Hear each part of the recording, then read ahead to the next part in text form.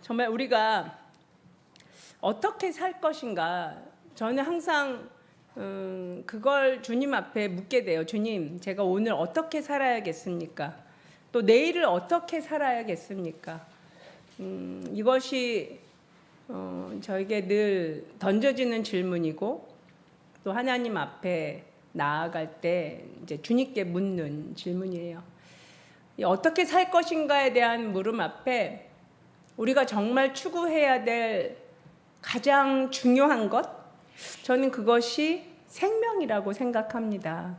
생명이라는 말은 굉장히 여러 가지 것을 생각나게 하지만, 저는 생명하면 생명의 반대말부터 생각이 나요. 생명의 반대말은 뭐죠? 죽음이죠. 죽음. 좀 최근에 초보 농부로서 이게 식물을 키우고 또 동물들을 키우고 이러면서 또 요즘 자연순환 농법 뭐 그런 걸 하면서 벌레들에 대해서도 좀 다르게 보기 시작을 했어요. 이게 벌레들의 역할이 굉장히 크더라고요. 그래서 토양의 질을, 흙의 질을 굉장히 좋게 해주고 식물이 잘 자랄 수 있게 해주는 게 벌레들이더라고요. 그래서 뭐가 잘 밸런스가 맞으면, 그러니까 하나님께서 이 세상에 지으신 모든 생물들은 다 이유가 있어요. 저 창세기를 다시 이렇게 읽어보면 그 벌레들에 대해서도 칭하시는 게 나오더라고요. 기는 것. 기어다니죠, 벌레들은 땅에. 기어다니는 것들도 다 이렇게 방주에 싫게 하셨거든요. 호흡하는 모든 것들. 죽음을 생각할 때 저는 좀 충격적이긴 하지만 여러분은 사람의 죽은 모습을 본 사람도 있겠고 못 본 사람도 있겠지만, 저는 제 동생이 생각이 나요. 그러니까 제가 동생의 시체를 보고 굉장히 놀랐어요. 그러니까 왜 놀랐냐면, 다른 분들도 그렇게 문 목사님도 그렇게 표현하셨던 것 같은데, 동생의 모습이 있는데 동생이 아니더라고요. 나무 토막 같아요. 그러니까 영혼이 떠난, 그리고 온기가 다 사라져버린 사람의 육체는 정말 그야말로 그릇이구나. 이 성경에서 표현하는 이 그릇이라는 그 의미가 진짜 그릇이구나. 그러니까 그릇은 어때요? 내용물이 뭐가 담기냐에 따라서 이런 표현을 하면 못 알아들을 사람도 있을 수도 있는데, 오강이 되기도 하고 보석함이 되기도 하는 거죠. 그 안에 무슨 내용물이 들어있느냐에 따라서 그릇의 이름은 달라지거든요. 우리가 그릇을 깨어지지 않게, 또 상처나지 않게 돌볼 의무는 있지만, 그릇보다 더 중요한 건 내 영혼이죠. 내 육체보다 정말 중요한 건 우리 영혼인데, 가끔 사람들이, 또 주변에 이제 어르신들이 그런 말을 하죠. 아니면 뭐 저보다 나이 어린 사람도 그런 말을 쓰던데, 어차피 썩어질 육체, 뭐 이런 표현을 해요. 어차피 썩어질 육체, 이 한 몸 열심히 불살르리라. 열심히 봉사하기도 하고 열심히 육체 노동을 하기도 하고, 사람에게 있어서 적절한 육체 노동은 필요해요. 저는 이게 이렇게 표현하면 참 죄송하기도 하지만, 전 결과론적으로 볼 때 그렇게 하나님이 하신 것 같은데, 조 목사님은 하도 운동을 안 하시니까 노동을 시키시나 봐요. 막노동을 시키셔가지고 요새 근육이 붙으셨어요. 여기 어깨하고 가슴하고 근육이 막 생기셔서 95 사이즈가 몇 달 전에 아주 잘 맞으셨거든요. 95는 제 사이즈예요. 제가 95 입으면 잘 맞거든요. 근데 요즘 95가 안 맞아요. 100이어야 이제 좀 편안해지는. 그래서 내가 어느 날 요 며칠 이제 그걸 느꼈어요. 그래서 몇 개월 심한 막노동을 하시더니 근육이 붙으셨네요. 그 근육 잃어버리지 않도록 노력하셔야겠어요. 왜 제가 그렇게 말을 했는데, 오늘 하여튼 막노동하다 어제 다치셨는데, 육체는 적절한 훈련이 필요합니다. 적절한 훈련이 필요하지만 우리가 이 세상에 살면서 이 육체를 위한 삶을 지속하는 건 참 이렇게 또 비유하면 좀 너무할지도 모르겠는데, 우리 강아지를 보면요. 제 강아지를 보면, 그리고 특히 요즘 제가 병아리 2마리를 키우잖아요. 그 병아리를 보면 하루 왼종일 하는 게 뭘까요? 먹는 거예요. 병아리도 하루 왼종일 먹고요. 닭도 하루 왼종일 먹고, 강아지도 하루 온종일 먹을 것만 찾아다니고 먹을 거 달라고 얘기하고, 하여튼 먹기 위해서 사는 게 틀림없어요. 그리고 특히 우리 소피는 정말 어떤 성격이냐면, 루키, 수컷이죠. 루키의 것을 뺏어 먹어야만 직성이 풀려요. 안 뺏어 먹으면 그러니까 똑같이 저도 자기 거 남겨놓고 루키 거 뺏어 먹고 그 다음 와서 자기 걸 먹어요. 그리고 루키는 입에 있던 것도 입을 턱 이렇게 벌리고 뱉어서 줘요. 그러니까 그리고 나서 루키는 누구한테 오겠어요? 저한테 오죠. 소피한테 양보하고 저한테 쪼로로 와가지고 다시 입을 벌리고 헥헥거리면서 제 입에 넣어주세요. 소피한테 뺏기지 않도록 제 입에 넣어주세요. 그래요. 그러면 제가 또 입에다가 쏙 넣어줘요. 그럼 이번에는 안 바뀌어요. 왜냐하면 두 번째 거 이미 먹고 있기 때문에. 그러니까 소피는 자주 2배를 먹죠. 그러니까 이게 굉장히 신기하게 생각하는 부분인데, 루키는 이만해요. 근데 3.4? 하여튼 3.5가 안 돼요. 근데 소피는 작아요. 일단 길이가 작거든요. 그리고 키도 낮아요. 근데 몸무게가 확실히 루키보다 더 나가요. 그래서 어떻게 그럴 수가 있지? 그러니까 지방이 많이 꼈겠죠. 근데 몸집이 작은데 더 무겁네. 이러면서 요새 다이어트 시키려고 굉장히 노력하고 있는데, 그 짐승과 다를 바가 없는 것 같아요. 육체를 위한 삶을 산다면 사람이 영혼을 위한 삶을 살지 않고 육체만을 위한 삶. 사람에게 있어서 육체만을 위한 삶은 뭐예요? 어떻게 하면 편할까? 어떻게 하면 놀고 먹을까? 어떻게 하면 맛있는 거 먹을까? 어떻게 하면 나의 욕구를 다 채울까? 이게 육체를 위한 삶이죠. 근데 우리가 많은 시간을 그걸 생각하거든요. 그러면서 성경에서 가장 찬란한 삶을 산 사람? 그 사람에 대해서 좀 묵상하고 생각하게 됐어요. 여러분이 성경을 볼 때, 그러니까 우리가 이 어떻게 살 것인가라는 주제를 가지고 생각할 때 우리는 어떤 생명을 위해서 살죠? 영원한 생명을 위해서 살죠. 하나님과 함께하는 영원한 가치가 있는 영원한 삶을 위해서 그래서 우리가 여기 있어요. 지금 이렇게 모이고 정말 많은 시간, 우리는 제가 따져보면 저의 삶은 여러분 비슷하지 않을까 싶지만, 저는 화요일 날 기도 모임도 있잖아요. 수요일 날 있고, 그 다음에 금요일 날 있고, 주일 있고, 저녁이 자유로운 날은 월요일하고 화요일도 좀 자유롭긴 하지만 왼종일 뭐 그런 시간이 있었으니까 월요일하고 목요일만 괜찮더라고요. 좀 어떻게 뭔가 할 수 있는 뭘 준비하고, 그 외의 시간에는 그러다 보면 근데 그러한 모든 것들이 뭘 위해서 하는 거죠?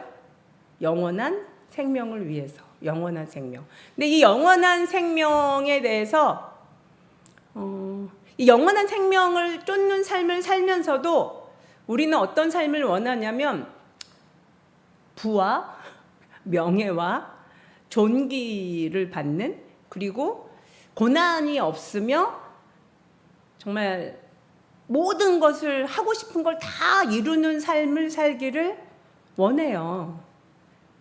근데 그 인물이 솔로몬이더라고요. 솔로몬. 이 솔로몬에 대해서 한번 생각을 해봤으면 좋겠어요. 제가 꼭 일부러 그런 건 아닌데, 문 목사님도 시리즈 설교를 시작하셨잖아요. 이게 창세기부터 쭉 구약. 어디까지 하실지 모르지만 창세기부터 시작해서 말라기까지 하시려면 굉장히 오래 걸리지 않을까? 조 목사님 이제 복음서 강해가 101강까지 갔는데 우리 문 목사님 어디까지 가실까? 뭐 이런 거에 대한 궁금증도 있는데, 오늘 저는 설교를 준비할 때 이 생명의 탐구, 그래서 인물 시리즈로 가는 건 어떨까? 뭐 이런 생각을 좀 하게 됐어요. 근데 솔로몬이 여러분이 이제 성경은 다 1독 이상은 다 하셨고, 혹은 여러 번 듣기도 하고 하셔서 성경 1독은 최소한 해야 설교를 알아들을 수 있어요. 근데 여러분 잘 아시는 것처럼 솔로몬은 흙수저일까요? 금수저일까요? 금수저죠. 다이아몬드 수저죠. 맞아요. 다이아몬드 수저예요. 그는 모든 걸 다 가졌던 사람이죠. 말씀을 한번 찾아가면서 예. 사무엘하부터 볼게요. 사무엘하 12장 24절. 사무엘하, 예, 같이 읽어볼게요. 시작. 뒤에 다윗이 자기의 아내 밧세바를 위로하고 동침하니 그 여인이 아들을 낳았다. 다윗이 그의 이름을 솔로몬이라고 하였다. 주님께서도 그 아이를 사랑해 주셔서. 태어날 때부터 누구의 사랑을 받은 자예요? 아니죠. 누구예요? 하나님. 태어날 때부터 물론 왕이 사랑했겠죠. 다윗의 사랑을 받았겠지만 누구의 사랑을 받았어요? 하나님. 주님께서 그 아이를 사랑해 주셨어요. 이렇게 성경에 아기인데 사랑했다 이런 표현이 딱 명백하게 나온 구절이 많지 않아요. 전 못 찾은 것 같아요.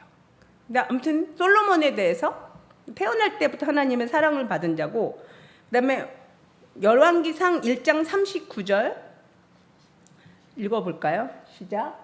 사독 제사장이 장막에서 기름 넣은 뿔을 가지고 와서 솔로몬에게 기름을 부었다. 그리고 뿔나팔을 부으니 모든 백성이 솔로몬 왕 만세 하고 외쳤다. 예. 이 기름 넣은 뿔로 안수를 받은 자예요.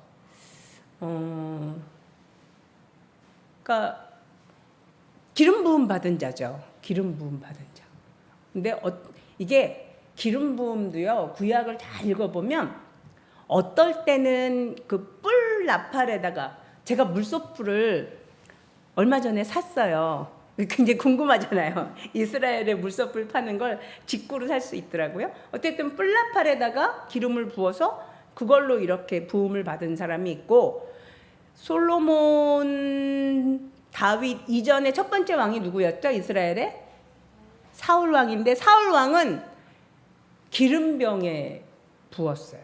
그러니까 좀 다르더라고요. 기름병에 부음을 받은 자가 있고 뿔나팔에 부음을 받은 자가 있는데, 뿔나팔에 기름 부음을 받은 자가 더 존귀하다는 의미더라고요. 제가 성경을 좀 찾아보니까.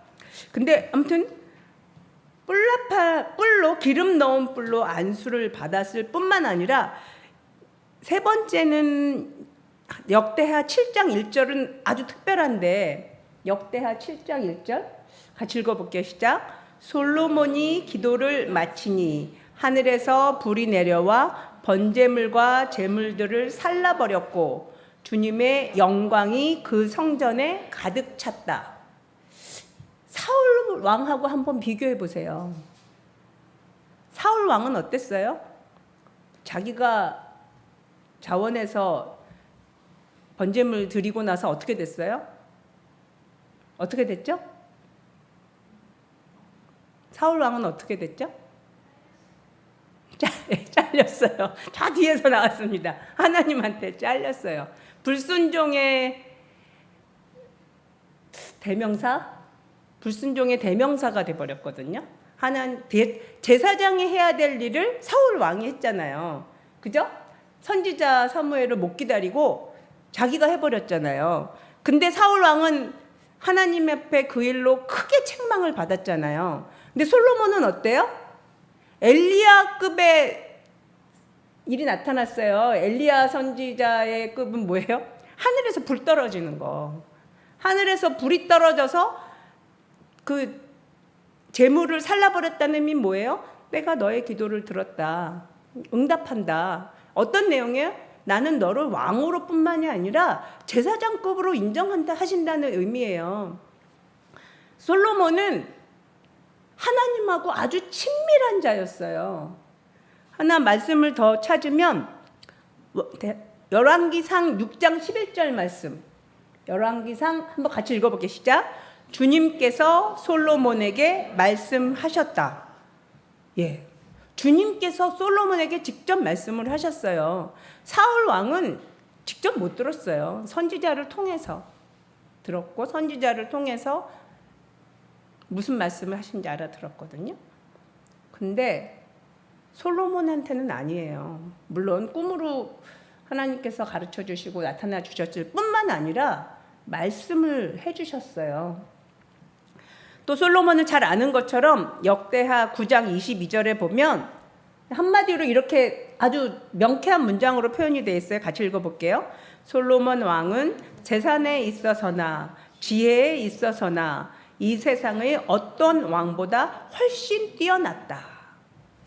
솔로몬 왕의 가진 모든 것, 누리는 것, 그 모든 것들은 다 우리가 흠모하는 것들이에요. 그죠? 엄청난 재물, 엄청난 명예, 그다음에 우리가 정말 부러워하는 것 중에 최고가 뭐예요? 엄청난 지혜 뿐만 아니라 엄청난 친밀함이 있었어요. 누구와? 하나님과. 그러니까 제가 추구하는 건 다 가지고 있어요. 근데 솔로몬 왕이 경험하지 못한 게 하나가 있어요. 그게 뭐일 것 같으세요? 그렇죠. 솔로몬 왕은 다이아몬드 수저로 태어났기 때문에 그의 인생에 뭐 작은 고난은 안 적힌, 성경에 안 적힌 작은 고난은 있을 수 있겠으나 큰 고난이 없었어요. 어머니 밧세바와 나단 선지자의 활약으로 부드럽게 왕이 되었고, 왕이 된 다음에는 하나님이 주신 지혜로 잘 치리하였고, 고난이 없이 뭐 이렇게 표현하면 모르겠는데 승승장구하는 어마어마한, 그리고 이스라엘의 백성들이 솔로몬 왕을 굉장히 자랑스럽게 여겼고 뿐만 아니라 굉장히 평온한 시대를 지내잖아요. 그가 치리한 40년 동안은 어마어마한 국부를 이루었기 때문에 최고의 전성기 시대, 그리고 나라가 분열되지 않았잖아요. 하나의 나라로 최고의 전성시대를 만든 주역이 솔로몬 왕이에요. 사람들로부터도 칭찬받고 칭송받고 하나님하고도 친밀하고, 그리고 정말 어마어마한 많은 선물을 주셨고, 그런 그가 이제 어떻게 타락했는지 우리가 한번 그게 죄된 상황들을 좀 볼게요. 그가 첫 번째 죄는 왕상 11장 9절, 열왕기상 11장 1절. 네, 같이 읽어봅시다. 시작. 외국 여자들을 좋아하였다. 이집트의 바로의 딸 말고도 모압 사람과 암몬 사람과 에돔 사람과 시돈 사람과 헷 사람에게서 많은 외국 여자를 후궁으로 맞아들였다. 예, 하나님은 외국 여자들, 그러니까 아담과 하와 이후로 많은 여자들을 거느리는 것을 좋아하지 않으신 것 같아요. 뿐만 아니라 이방 여자들하고 결혼하면 안 되죠. 그렇죠? 굉장히 중요한 하나님의 법칙이잖아요. 두 번째는 신명기 17장 16절 한번 읽어볼게요. 시작. 왕이라 해도 군말을 많이 가지려고 해서는 안 되며 군말을 많이 얻으려고 그 백성을 이집트로 보내서도 안 됩니다. 이는 주님께서 다시는 당신들이 그 길로 되돌아가지 못한다고 말씀하셨기 때문입니다. 이 말씀이 있음에도 불구하고 역대하 9장 27절 한번 읽어보면 시작. 솔로몬은 이집트에서 그리고 다른 모든 나라에서 군말을 사들였다. 하고 싶은 거를 했어요. 하고 싶은 거. 솔로몬이 한 모든 건 다 하고 싶은 거 한 거예요. 전도서나 잠언서에 보면 뭐라 그래요? 내가 눈에 좋아하는 거 다 해봤다. 내가 정말 사물의 이치, 그걸 깨달으려고 내가 다 해봤다. 정말 다 해봤다. 근데 허무하다. 이런 말이 막 전도서에 나오는데, 군말을 사들이고 외국 여자를 좋아하고 마지막 정말 인생 후반기에 지은 엄청난 죄는 왕상 11장 9절에서 10절 같이 읽어볼게요. 시작. 이와 같이 솔로몬의 마음이 주 이스라엘의 하나님을 떠났으므로 주님께서 솔로몬에게 진노하셨다. 주님께서는 2번씩이나 솔로몬에게 나타나셔서 다른 신들을 따라가지 말라고 당부하셨지만 솔로몬은 주님께서 하신 말씀에 순종하지 않았다. 또 왕상 11장 4절 같이 읽어볼게요. 솔로몬이 늙으니 그 아내들이 솔로몬을 꾀어서 다른 신들을 따르게 하였다. 그래서 솔로몬은 자기의 주 하나님께 그의 아버지 다윗만큼은 완전하지 못하였다. 그리고 또 다시 나와 있는 열왕기상 11장 33절 시작.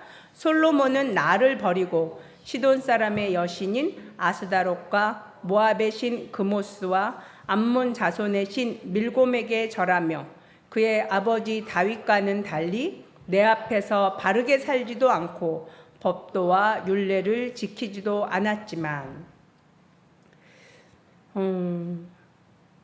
솔로몬은 하나님께서 정말 이 지구상에 있는 어떤 사람하고도 비길 수 없는 어마어마한 부와 명예와 지혜와 총명과 그리고 친밀한 사람인 솔로몬에게 정말 말씀하시고 꿈에도 지금 어떻게 해요? 2번이나 나타나셔서 명령이 아니라 뭐라 그래요? 당부하셨지만 이방신을 섬기지 말라고 당부하셨다. 당부는 뭐예요? 부탁의 말이죠. 이렇게 이렇게 하지 말아 주겠니? 이게 당부거든요. 아주 하나님은 굉장히 친절하세요. 그러니까 우리가 정말 뭐라고 말할 수 없을 만큼 정말 친절하시고 우리를 존중해 주시는 분이 하나님이신데 사탄을 섬기는 거죠. 사탄을 숭배하는 이 솔로몬에게 그러지 말라고 2번이나 나타나셔서 당부하셨음에도 불구하고 순종하지 않은 거죠. 저는 과거에는 솔로몬은 분명 지옥 갔을 거야 이렇게 생각을 했는데 오늘 이렇게 본문 말씀을 찾으면서는 잘 모르겠다. 그냥 여기까지는 생각이 되더라고요. 근데 이 솔로몬의 그 나와 있는 말씀들을 쭉 읽어가면서 아주 미스테리하게 제가 느끼는 부분은 뭐냐면 이 잠언이에요. 잠언 한번 읽어볼까요? 잠언 1장 1절 시작. 이것은 다윗의 아들 이스라엘 왕 솔로몬의 잠언이다. 잠언 전체가 다 솔로몬의 어록인 거죠. 솔로몬이 하나님과 친밀한 관계에 있을 때 하나님이 주신 지혜로 적은 글이 잠언이죠. 하나님께서 사용하셨어요. 그죠? 굉장히 하나님과 친밀하고 정말 하나님 앞에 거의 뭐 이렇게 말하면 그렇지만 우리는 엘리야 선지자도 위대하게 생각하고 이사야 선지자도 위대하게 생각하고 모세도 위대하게 생각하고 또 누구 있죠? 아브라함도 위대하게 생각하죠. 물론 성경에서 가장 위대하신 분은 누구예요? 누구시죠? 예수님이시죠. 가장 위대하시는 분은 예수님이신데 구약의 인물 중에서는 다윗은 고난을 참 많이 겪었죠. 어마어마한 고난을 죽을 뻔한 위기를 엄청나게 많이 넘긴 사람이 다윗이에요. 근데 그 다윗의 아들인 솔로몬은 고난을 크게 겪지 않고 사는 그 삶이 종국에는 이런 삶이 돼버린 것이 아닌가. 자기가 원하는 건, 사람이 원하는 것, 육체가 원하는 것, 보기 좋은 것, 누리고 싶은 것, 먹고 싶은 것, 그 모든 육체가 원하는 것을 금하지 않았다고 솔로몬은 얘기를 해요. 내가 눈에 좋은 거 금하지 않았다. 내가 하고 싶은 대로 다 해봤다. 잠언서의 내용이 그거거든요. 내가 다 해봤는데 다 전도서에 그렇게 나오죠. 다 헛되고 헛되다. 이렇게 표현을 합니다. 그것에 비해서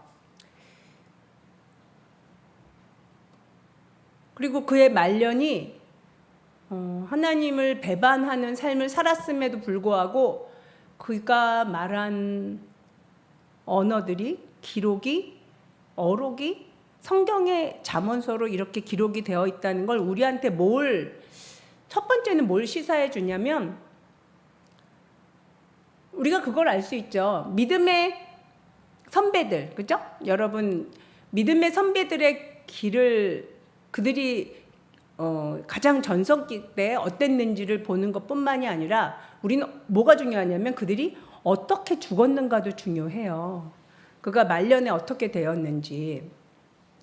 어떤 분은 하나님하고 함께 동행하고 있을 동안에는 정말 많은 일들이 나타나지만 그가 그렇게 쓰임을 받다가도 이제 흉흉한 그 사람에 대한 소문이 있고 또 많은 나타나는 죄들이 있고 또 말년이 좋지 않게 죽어버리는 사람들을 꽤 많이 보거든요. 그렇지만 하나님이 사용하신 거예요. 하나님이 사용하세요. 솔로몬도 하나님이 사용하신 거예요. 우리는 누구처럼 되지 않도록 노력해야 되냐면 솔로몬처럼 되지 않도록 노력해야 돼요. 그리고 솔로몬처럼 살면 안 될 것 같아요. 그리고 솔로몬이 원했던 삶을 우리가 원하면 안 될 것 같아요. 우리는 누구를 모델로 삼아야 되죠?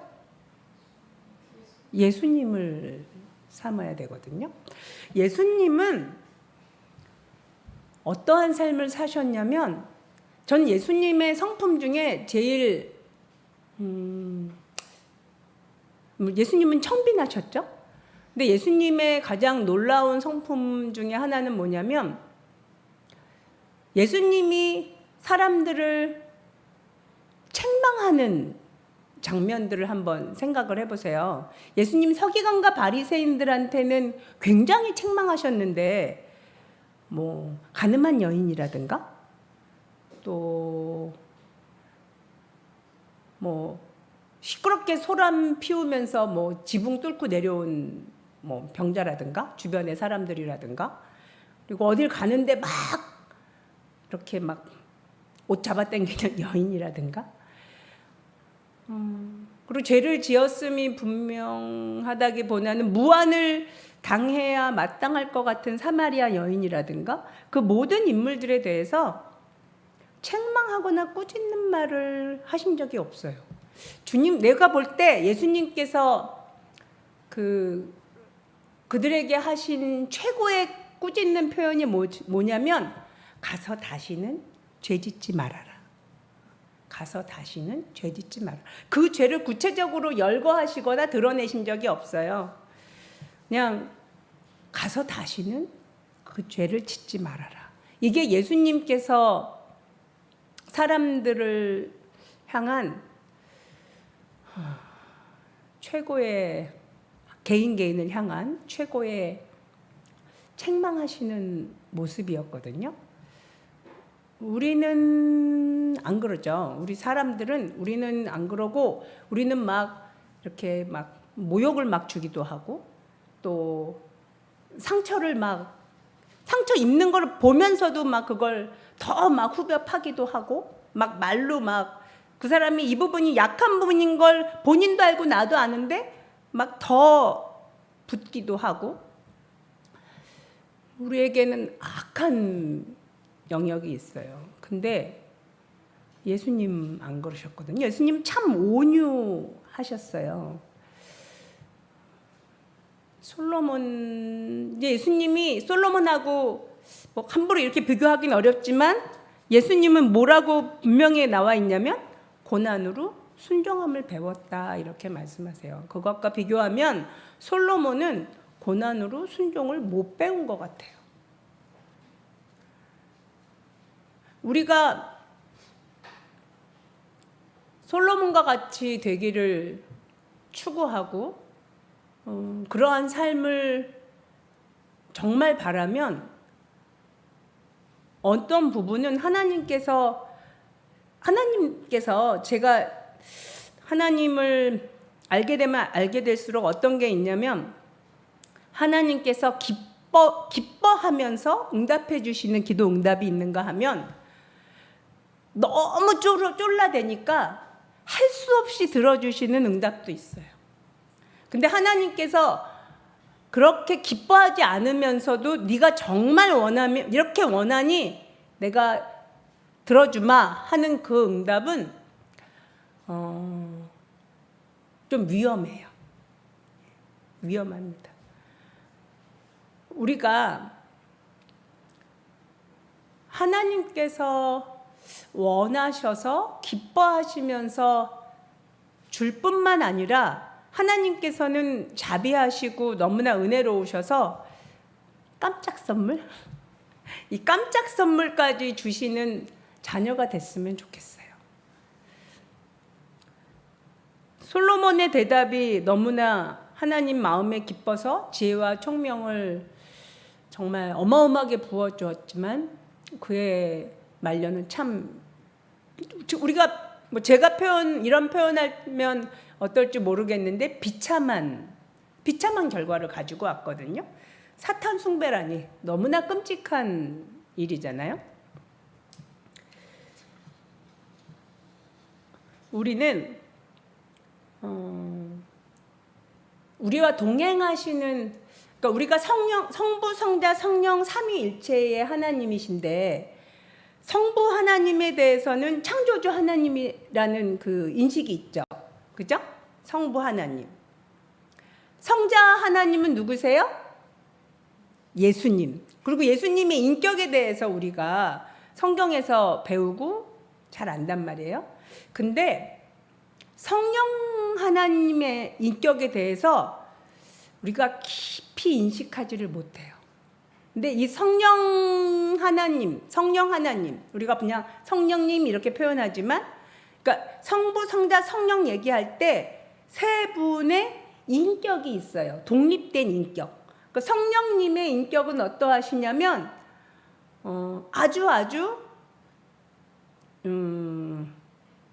물 같다고나 할까? 아주 부드러우시고, 아주 온유하시고, 또 물이 어때요? 물은 이렇게 흘러가다가 장애물이 생기면 어때요? 그냥 멈추죠. 더 이상 물이 흘러갈 수 없잖아요. 그런 분이 성령님이시거든요. 여러분이 인격에 대해서, 그러니까 제가 아까 서두에 그런 말을 했지만 인격적으로 우리를 대우하세요. 하나님께서 특별히 이 성령 하나님, 그러니까 우리와 동행하시는 하나님, 우리 안에 내재하시는 그 성령 하나님은 아주 정말 영어로 표현하면 젠틀하신, 불어로 하면 장띠라 그러는데 아주 젠틀하시, 부드럽고 너무나 친절하시고 아주 온유하신 분이 성령 하나님이세요. 솔로몬은 그 성령 하나님, 그러니까 누구나 마찬가지인데 밖에서 역사하시고 어떤 게 막 일을 하게 하시고 어떤 약속된 말씀의 선포로 인해서 어떤 일들이 나타나는 그런 드러나는 하나님의 역사심보다 더 중요한 게 개개인의 안에서, 여러분 속 안에서 내주하시는 성령님의 임재, 동행, 그분이 흐르도록 성령 하나님이 내 안에서 성령께서 일하실 수 있는 그런 상태를 우리가 만들어주는 게 아주 중요해요. 솔로몬은 그걸 못한 거예요.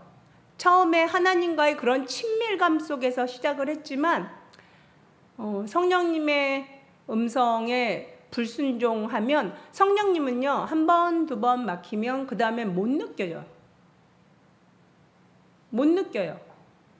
그걸 못 느끼는 상태가 되어버리면 되돌이키기 굉장히 힘들어요. 성령님은 아주 우리가 인격적으로 아주 존중하고 높여드리고 또 모시고 초청해야만 성령께서 일하세요. 만약에 어떤 사역자가 여러분이 보시기에 겸손하지 못해, 그러면 여러분 어떻게 해야 돼요? 기도해 줘야 돼요. 그 사역자가 겸손하지 못한 상태를 지속하면 정말 어떤 끔찍한 결과가 나타날지 모르기 때문에 그 사역자가 겸손한 주의 종이 되도록 기도해 주셔야 돼요. 조 목사님이 저한테 그런 말씀 하시더라고요. 무슨 얘기 하시냐면, 당신 자꾸 지옥 간다는 말 함부로 하지 마. 그렇게 자꾸, 왜냐면 우리가 지옥 가는 건 어떻게 돼요? 그 끝까지 우리 모르는 거잖아요. 하나님만 아시는 건데. 그래서 저도 이제 그런 말 안 하기로 했어요. 그런 말 안 하고 기도해 줘야 돼요. 정말 왜냐면 성경대로 얘기하면 겸손하지 못한 자는 이퀄 교만한 자거든요. 교만한 자는 하나님이 싫어하세요. 하나님이 싫어하는 자는 천국에 못 들어가거든요. 그건 아주 분명한 사실이거든요. 근데 그러니까 우리가 자기는 못 봐도 다른 사람은 잘 보잖아요. 저 사람은 겸손한 사람, 저 사람은 교만한 사람, 저 사람은 겸손하려고 노력하는 사람, 저 사람은 잘못하면 교만해질 수도 있는 사람. 이렇게 다른 사람들은 잘 보이잖아요. 나는 못 보여도. 근데 다른 사람들이 우리가 위에서 중보기도 할 때, 왜냐하면 겸손은요, 성령 하나님께서 우리 안에 들어오셔서 일하실 수 있게 만들어주는 아주 중요한 영역이기 때문에 그래요. 뭐하고 직결돼 있어요? 사느냐 죽느냐에 직결돼 있어요. 겸손하지 못하면 죽습니다. 진짜예요. 겸손하지 못한 자가 성경에서 쓰임은 받더라도 그 끝은 좋지 않아요. 겸손하지 못하면. 사울 왕도 처음엔 겸손했잖아요. 그래서 잘 쓰임 받다가 끝에 가서는 아니죠. 점점 중간부터 변질되기 시작하잖아요. 겸손하지 못했을 때 그는 버림받죠. 그러니까 우리가 버림받을까 봐 조심해야 돼요. 교만한 자는 본받지 말아야죠. 그리고 교만한 자가 막 어떤 말을, 실은 저는 정말 제가 그냥 느끼기에 어떤 사람은 제가 우리 교회에는 없어요. 근데 제가 아는 어떤 분이 있는데 그냥 교만하세요. 제가 느끼기에. 근데 그분이 막 어떤 말을 해도 잘 귀에 안 들어와요. 저분은 이런 영역에서 굉장히 교만하신데 그가 이렇게 하시는 말이 과연 괜찮을까? 이거 좀 섞인 거 아니야? 막 이러면서 되게 조심스러워요. 그렇게 들려요. 좀 굉장히 주의하게 되거든요.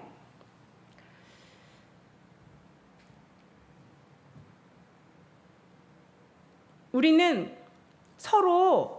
서로의 교만을 지적해주고 돌아설 수 있는 기회를 우리 서로는 서로 해줘야 돼요. 그리고 그러려면 뭐예요? 싫은 소리를 잘 들어야 돼요. 사람들이 제일 힘들어하는 영역이 싫은 소리 듣는 거예요. 내가 듣기 싫어하는 소리를 다다다다 얘기하면 분노부터 막 올라오잖아요. 막 분노가 올라오고 내가 어떤 영역에서 그게 부족한 걸 알지만 그걸 끊임없이 딱따구리가 찢는 것처럼 찧어내면 상처도 입고 화가 나죠. 하지만 그 싫은 소리를 들을 수 있을 때가 행복한 거예요. 육체의 생명이 다 해버리면 어떡하려고. 우리가 오늘 일 내일 일 어떻게 알아요. 그런 소리를 들을 수 있을 때가 기회가 있을 때고 돌이킬 수 있는 날이고 하나님께서 나를 깎아서 만들어 가시는 너무너무 아주 절호의 찬스예요. 그러니까 여러분이 싫은 소리를 들을 수 있으면 또 그럴 수 있는 심령이 되면 준비가 된 자예요. 어떤 준비? 겸손할 수 있는 준비가 되는 중이에요. 만들어져 가는 중이거든요. 근데 제일 힘든 게 싫은 소리 못 듣는 사람들은 참 어렵죠. 여러분 나단 선지자가 다윗에게 그렇게 싫은 소리 맞죠? 나단 선지자 말할 때 죽음을 각오하지 않았을까요? 왕이잖아요. 왕 앞에서 당신 죄인입니다. 당신 죄인입니다. 이렇게 말했을 때 왕이 노여워서 죽이면 죽는 거죠. 그죠? 그러니까 죽음을 각오하고 나가서 바른 말 한 사람이 나단 선지자예요. 우리는 서로에게 나단이 돼야 돼요. 서로에게 교회는요. 되게 서로 조심해요. 젠틀하죠. 하지만 교회 안에서 그게 안 이루어지면 누가 말해줘요? 아무도 말 안 해주는데.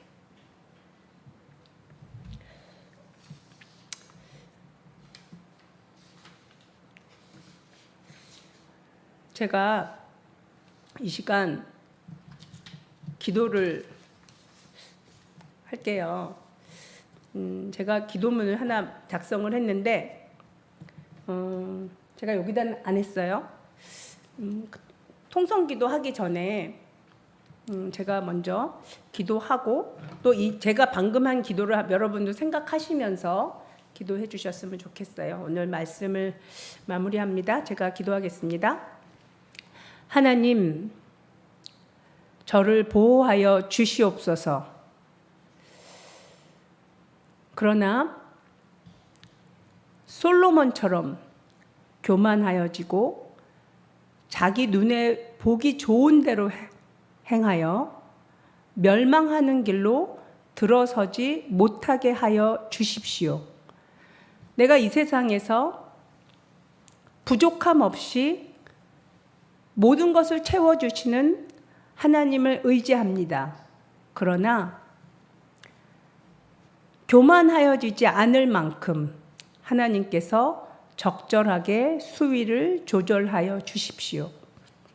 제가 감당하지 못하겠거든 너무 부하게 하지 마시고 너무 명예롭게도 하지 마시고 주님, 제가 겸손하게 하나님의 말씀을 잘 따르고 순종할 수 있을 만큼만 허락하여 주십시오. 하나님, 저는 제 자신을 믿지 못하겠습니다. 저는 믿지 못하지만 하나님은 믿습니다. 나를 믿지 아니하고 하나님의 판단을 믿습니다. 내 모든 자유의지를 하나님 앞에 올려드립니다. 제 남은 모든 인생을 주님 앞에 올려드립니다. 하나님께서 원하시는 곳에 저를 사용하시고 또 제가 그 자리에 겸손하게 서 있을 수 있도록 주님 인도하여 주십시오. 아멘. 같이 말씀을 생각하시면서 솔로몬의 인생과 또 예수님의 인생, 그리고 우리의 인생을 돌아보면서 이 시간 같이 통성기도 하시겠습니다.